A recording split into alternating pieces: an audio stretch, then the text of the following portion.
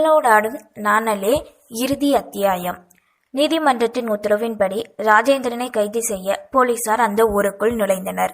நித்திலாவோ அதனை அறிந்து தன் பெரியப்பாவின் வீட்டை நோக்கி சென்றாள். நித்திலாவை மகாலட்சுமியும் அசோகனை தடுக்க முயல அதையும் மீறி பெரியப்பாவின் வீட்டுக்கு வர அதே நேரம் போலீசார் அவரின் வீட்டின் முன் நின்றனர். செய்தி அறிந்து திலகவதியும் பதறி அடித்துக் கொண்டு அங்கே வர தெருக்காரர்கள் ஊர்க்காரர்கள் அனைவரும் தங்களுக்குள் ஏதேதோ புலம்பிக் கொண்டிருக்க ராஜேந்திரன் வெளியே தலைகுனிவுடன் வந்து நின்றார். உங்க தம்பியை கொலை பண்ணதை நீங்க தானே சொல்லி கோர்ட்ல இருந்து உங்களை கைது பண்ணிட்டு வர சொல்லியிருக்காங்க என்று போலீஸ் அதிகாரி உரைக்க, ஐயோ, சொந்த தம்பியவே இப்படி பண்ணிட்டானே, சே, இவெல்லாம் என்ன மனுஷனும், இவங்க குடும்பத்துக்கு மட்டும் ஏன் தான் ஒண்ணு மேல ஒன்னா வந்துகிட்டு இருக்கோம் என்று ஒவ்வொருவரும் ஒவ்வொரு விதமாக பேச அனைத்தையும் கேட்டவாறே நின்று கொண்டிருந்தார். சார், முதல்ல அவரை இங்கிருந்து கூட்டிட்டு போங்க, தனியன் வேகமாய் உரைக்க, அங்கே வந்து அழுது கொண்டிருந்த தன் அன்னையின் அருகில் பெரியப்பாவை முறைத்தவாறு நின்றாள் நித்திலா. அவர்கள் இருவரையும் கண்ட ராஜேந்திரன் கையெடுத்து மன்னிப்பு வேண்ட, நான் இனிமே உங்களை என் வாழ்க்கையில பார்க்கவே கூடாதுன்னு நினைக்கிறேன். தயவு செய்து ஜெயில விட்டு வெளியில வந்துடாதீங்க. சொத்துக்காக தானே என் அப்பாவை கொலை பண்ணீங்க, அந்த சொத்து எனக்கு தேவையில்லை. ஆனா என் அப்பா கடைசி நிமிஷம் துடிச்சு துடிப்பு உங்க கண்ணு முன்னாடியே வந்து உங்களை உயிரோட கொல்லும். கோபத்தில் நித்திலா சாபமிடுவது போல் கத்த அனைவருமே தடுக்காது இருந்தனர். என் ரத்த சொந்தம் என்னை விட்டு போகக்கூடாதுன்னு இத்தனை வருஷமா தவிச்சு உங்களையே சுற்றிட்டு வந்தேன் அண்ணன். ஆனா இப்ப அதை நினைச்ச எனக்கே கேவலமா இருக்கு. இப்படி ஒரு அண்ணனுக்காகவா நீ காத்திருந்தேன்னு இப்ப சொல்றேன். உன்னோட உறவு எனக்கு என்னைக்கும் தேவையில்லை என்று மகாலட்சுமியின் தன் பங்குக்கு உரைத்தார். மனைவி, மகள், மகன், தங்கை என்று அனைவரும் வெறுத்து ஒதுக்கி துச்சமாக பார்க்க அதிலே நொறுங்கிய ராஜேந்திரன் தனக்கு கிடைக்கப் போகும் தண்டனையை ஏற்க காத்திருந்தார். தன் மனைவி தடுக்கத்தான் செல்கிறாள் என்று அசோகன் நினைத்திருக்க, அவளோ சொந்தமே வேண்டாம் என்று உறுதியுடன் கூறவும் தந்தையின் இழப்பு அவளை எப்படி பாதித்திருக்கிறது என்பதை உணர்ந்து கொண்டான். அதன் பின் போலீசார் அனைவரும் அங்கிருந்து அவரை அழைத்து கொண்டு கிளம்ப தலைகுனிவுடன் அவமானப்பட்டு செய்த தவறினை ஏற்றிக்கொண்டு அவர்களுடன் கிளம்பி அங்கிருந்து சென்றார் ராஜேந்திரன்.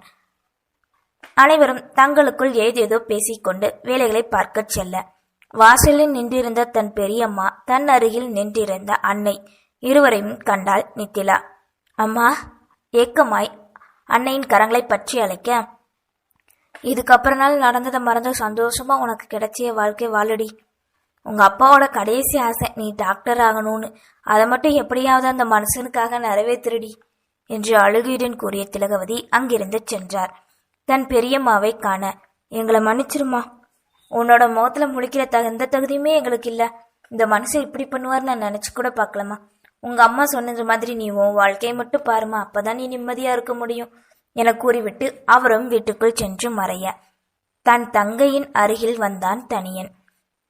நித்திலா, நீ சித்திய நினைச்சு கவலைப்படாத. பெத்த பையனா அவங்களுக்கு நான் என்னைக்கும் இருப்பேன். நீ இது உன்னோட பிறந்த வீடு, நீ எப்பனாலும் இங்க உரிமையோட வரலாமா என்றவனோ அருகிலிருந்த தன் அத்தையை முகத்துக்கு நேராக கண்டான். மன்னிச்சிருங்க அத்தை, நீங்க இத்தனை நாள் எவ்வளவு கஷ்டப்பட்டு இருப்பீங்கன்னு இப்பதான் புரியுது. எங்களை உண்மையிலே மன்னிச்சிருங்க. நானும் வார்த்தையால அப்பா பேச்சு கேட்டு உங்களை காயப்படுத்திட்டேன். இப்பதான் புரியுது நல்லவங்க யாரு கெட்டவங்க யாருன்னு கூறியவாறு அவரின் காலில் விழுந்தான் தனியன். ஐயோ தனியா, என்னப்பா நீ? அண்ணன் இப்படி பண்ணுவாருன்னு நான் நினைக்கல. ஆனா நீ உங்க அப்பா குணமே இல்லப்பா, கோபக்காரன்தான். மனசுல எதையும் வச்சுக்காத வெள்ளந்தி கொண்டா நீ. சந்தோஷமா இருப்பா என்றார் மகாலட்சுமி. போகலாம் வா நித்தி என்ற அசோகன் தன் மனைவியையும் அன்னையையும் அழைத்து கொண்டு அங்கிருந்து சென்றான். தன் அறையில் இருந்த பொருட்களை ஒதுங்க வைத்துக் கொண்டிருந்த இளையமதை நினைவுகளோ விஜயனை சுற்றியே இருந்தது. ஏனோ நேற்றிலிருந்து தன்னிடம் முகம் கொடுத்து ஒரு வார்த்தை கூட பேசாது இருக்க தன்னை விட்டு விலகச் செல்வதை போல் உணர்ந்தாள். இப்போதுதான் அனைத்தும் நன்றாக முடிந்து ஒரு முடிவுக்கு வந்ததென நினைக்க புதிதாக விஜயனின் பாராமுகம் வேறு வேதனையை தர யோசனையுடன் நேரத்தினை செலுத்தினாள். நேரம் சென்று எதையோ எடுப்பதற்காக தங்களின் அறைக்குள் வந்த விஜயன் கபோர்டு படுக்கை என்று தேடிக்கொண்டிருக்க தான் ஒருத்தி இருப்பதையே அவன் கண்டுகொள்ளாதது கோபத்தை வரவழைத்தது. தான் அன்று அப்படி கூறியும் இன்று விஜயரூபன் தன்னிடம் பாராமுகம் காட்டிக் கொண்டிருக்க, மாமா என்ன தேடுற? சொன்ன நானும் தேடுவேன்ல கேட்டவாறே அவனின் அருகில் வந்து நின்றான். ஒண்ணுலடி, நீ உன் வேலையை பாரு என்க அவனின் கரங்களை பற்றி வேகமாய் தன்புறம் திருப்பினாள். நான் என் வேலையைத்தான் பார்க்குறேன். முதல்ல உனக்கு என்ன பிரச்சனை மாமா? நேற்றுலேருந்து என்கிட்ட சரியாவே பேச மாட்டேங்க. நீ என்கிட்ட பேசாமல் இருந்தால் என்னால் தாங்கிக்க முடியாதுன்னு நான் முன்னவே சொன்னேன்ல. உன்ன மாதிரி என்னால் இதை நினச்சி மனசுக்குள்ளே போட்டு குழம்பிக்கிட்டு இருக்க முடியாது மாமா. நேராகவே கேட்குறேன், சொல்லு என்ன பிரச்சனை? என்னடி சொல்லணும்? விடேண்டி. முடியாது. உன் மனசில் என்ன இருக்குன்னு இப்போ நீ சொல்லியே ஆகணுமாமா. உனக்கும் எனக்கும் துளி கூட பொருத்தமே இல்லை, போதுமா? உன்னோட குணத்துக்கு நான் ஏற்றவன் இல்லடி. அதனை கேட்டவளோ, ஐயோ என்ன இளையமதி, உனக்கு மட்டும் இது சோதனை மேலே சோதனை. இந்த மாங்காய் மடையனை வச்சுட்டு வாழ்க்கை முழுக்க நீ எப்படிதான் குப்பை கொட்ட போறியோ மனதிற்குள் நினைத்தவளோ. சரி மாமா, அப்ப நான் இங்கிருந்து என் அம்மா வீட்டுக்கு போயிடுறேன். நீ உனக்கு பொருத்தமா இருக்கிற பொண்ணை பார்த்து கல்யாணம் பண்ணிக்கோ, சரியா? அரஞ்சன்னு வையி. கோபத்தில் கத்தியவாறு கையோங்க. நீ தானே மாமா சொன்ன, நானா சொன்னேன்? அதுக்காக போறேன்னு சொல்ற? வேற என்ன மாமா சொல்லணும்? எனக்கு உன்னோட சந்தோஷம்தான் முக்கியம். கூறிக்கொண்டிருக்கும் போதே தன்னருகில் பற்றென்று அவளே எதிர்பாராத நேரம் இழுத்து இதழோடு இதழ் பொருத்தினான். அவனின் வேக முத்தத்தில் தடுமாறி இறுகப்பற்ற தன்னுடன் தன்னவளை நெருக்கியவன் இதழ்கள் பயணித்திக் கொண்டே இருக்க, மனமோ மனைவி தனக்காக பிறந்தவள், தன்னவள் தனக்காக எதையும் செய்பவள், தன்னுயிரானவள் என்ற எண்ணம் தோன்ற தோன்ற தனக்குள்ளே முழுதாய் புதைத்து கொண்டான். நேரம் சென்று விடுவித்தவனோ தன் அணைப்பிற்கு வைத்து கொண்டு, தேங்க்ஸ் டி, எல்லாமே முடிஞ்சிரும்னு நினச்சேன். ஆனால் உன்னால் என் வாழ்க்கை இன்னைக்கு புதுசாக ஆரம்பிச்சிருக்கு. நான் சீக்கிரமே உனக்கு பிடிச்சவனா, உனக்கு பொருத்தமானவனா என்னை மாற்றிக்கிறேன்டி. விழிகளை கண்டு கூற, ஏ மாமா யாருக்காகவும் அவரோட குணத்தை மாற்றிக்க கூடாது. ஆனால் எனக்காக மட்டும் மாற்றிக்கலாம். ஏன்னா இனிமே என் மாமா எப்போ நான் சொன்னதை மட்டும்தான் கேட்கணும். தலையை சாய்த்து கொண்டு சிறு குழந்தை என உரைக்க உச்சந்தலையில் தன் இதழ் பதித்து அணைத்து கொண்டான் விஜயரூபன். ஐ லவ் யூ மாமா என்றவாறு கணவனின் தோள்பட்டை உயரத்துக்கு கூட வளராமல் இருந்தவளோ கணவனின் காலின் மேல் தன் காலினை வைத்து கழுத்தோடு கட்டிக்கொண்டு எக்கி அவனின் கன்னத்தில் இதழ் பதித்தார். மனைவியின் மூக்கோடு உரசியவனோ, இதுக்காகடி என உனக்கு பிடிச்சது? தன் ஒற்றை வலிய கரத்தை அவளின் கொடியடையோடு கட்டிக்கொண்டு கேட்டான். தெரியாது, ஆனா பிடிக்கும். நான் அந்த பொண்ணு அழகுலதான் கூற வர. நான் நமக்கான வாழ்க்கைக்காக காத்திருக்கேன் மாமா.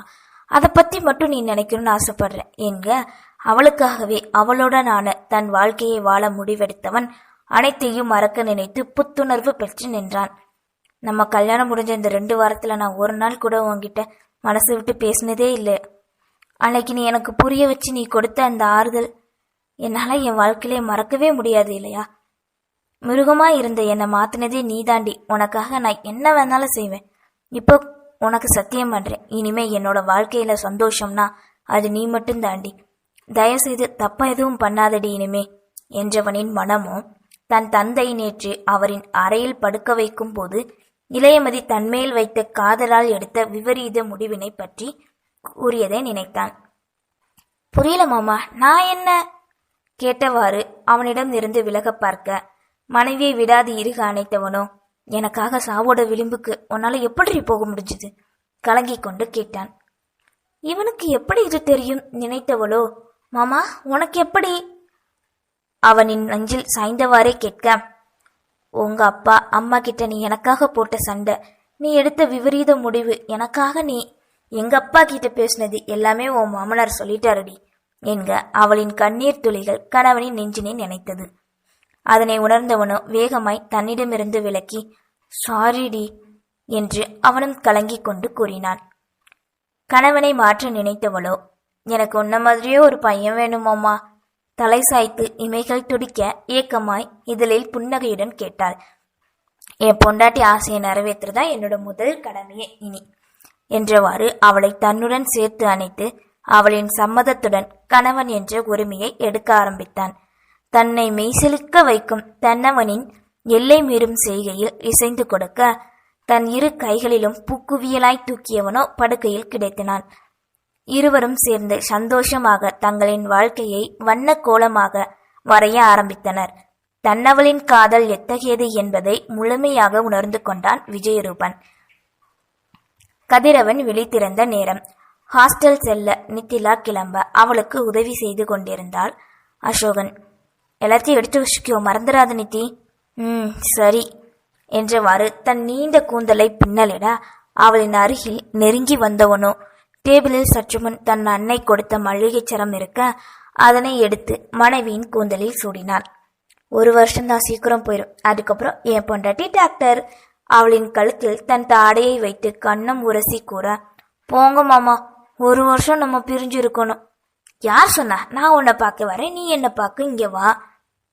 இருந்தாலும் கூட இருக்கிற மாதிரி வராதில்லடா. ஏக்கமாக திரும்பி அவனின் முகத்தை கண்டு கேட்க 2 கன்னங்களையும் உள்ளங்கையில் வைத்து முன்னுச்சியில் மென்மையாய் இதழ் பதித்தான். தன் மனதில் இருந்த அத்தனை கேள்விக்கான பதிலும் நேற்றுடன் முடிந்து இன்றிலிருந்து தனக்கு ஒரு புது வாழ்க்கை ஆரம்பித்ததை உணர்ந்தவளோ அனைத்தையும் மறந்ததால் மனம் லேசானதை நினைத்தாள். கணவனின் முன்னுச்சி இதழ் முத்தம் தன்னை சிலிர்க்க வைக்க, ஐ லவ் யூ அசோகன் என்று அவன் மேல் தனக்கு உதைத்த காதலை வெளிப்படுத்தினார். ஐ லவ் யூ டூ நீதி. நீ இதை சொல்லணும்னு அவசியமே இல்லை. எப்போ நீ என்கிட்ட ஆறுதல் தேடுன்னு நினைச்சியோ அப்பவே நான் புரிஞ்சுக்கிட்டேன். சரி, நேரமாச்சு, வா போகலாம் என்றவனோ தன் மனைவியின் கரங்களை பற்றி கொண்டு மற்றொரு புறம் அவளின் பொருட்களை எடுத்துக்கொண்டு கீழே வந்தான்.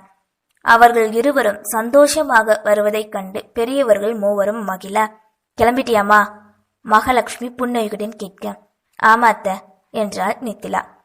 சரிம்மா, அண்ணி நேற்று வந்து உனக்கு கொடுத்த நகை என்கிட்ட கூறிக்கொண்டிருக்கும் போதே நேற்று மாலை தன்னிடம் வந்து பேசிய அன்னையின் வார்த்தைகளை எண்ணி மகிழ்ந்தவள் தன்னை ஏற்றுக்கொண்ட நிம்மதியில் இருந்தாள். அது உங்ககிட்டே இருக்கட்டும் அத்தை. இல்ல அசோகா, கூட போறியா இல்ல டவுன் பஸ் மட்டும் ஏற்றி விட்டு வர போறியா? தந்தை ஸ்டீஃபன் கேட்கவே, அவங்க வரலமாமா, நான் மட்டும் கூற வர தன்னவளின் கரங்களை இறுக அழுத்து பற்றியவன், ஹாஸ்டல் வரைக்கும் போய் விட்டுட்டு வரேன்பா என்க வேகமாய் அசோகனை கண்டு திரும்பினாள். ஒற்றை கண் சிமிட்ட வெக்கத்துடன் தலைகுனிந்து நின்ற. சரிப்பா, பார்த்து பத்திரமா போயிட்டு வாங்க என்றவாறு தன் பாக்கெட்டில் இருந்து சிறிது பணத்தினை எடுத்து மருமகளிடம் கொடுத்தார். ஐயோ, எதுக்குமாமா இதெல்லாம்? வச்சுக்கோமா, வாங்கிக்கோமா நித்திலா. மகாலட்சுமி உரைக்க சரி என்றவாறு அதனை வாங்கி கொண்டாள் நித்திலா. அதன் பின் அங்கிருந்து கிளம்ப போன முறை தன்னவனை விட்டு கலக்கத்துடன் தான் சென்றதற்கு முற்றிலும் மாறாக அவனுடன் தான் செல்ல போகும் நீண்ட தூர சந்தோஷ பயணத்திற்கு தயாரானாள் நித்திலா. பெரியவர்களிடம் கூறிவிட்டு தன்னவுடன் பைக்கில் ஏற சந்தோஷமாக அவர்கள் இருவரையும் வழி அனுப்பி வைத்தனர் பெரியவர்கள். தன்னவனின் இடையோடு கட்டிக்கொண்டு நித்திலா அமர, இப்போது தன் மருமகள் மகன் முகத்தில் இருக்கும் சந்தோஷம் மட்டுமே என்றும் அவர்களின் சந்தோஷம் இதுபோல் நிலைத்திருக்க வேண்டுமென பெரியவர்களும் எண்ணினார். போல அசோகன் என்றதும் தன் பைக்கினை எடுத்துக்கொண்டு அசோகன் கிளம்பினான். கையசித்து பெரியவர்கள் வழி அனுப்ப தன் தந்தையின் ஆசையை காப்பாற்ற முடிவுடன் அங்கிருந்து மனம் முழுவதும் நிம்மதியாக தன்னவுடன் சென்றாள் நித்திலா. இவர்களின் இந்த மகிழ்ச்சி இதேபோல் பெரியவர்களின் விருப்பப்படி சந்தோஷமாகவும் நிம்மதியாகவும் செல்லும் என்ற நம்பிக்கையில் சென்று வருவோம். நன்றி.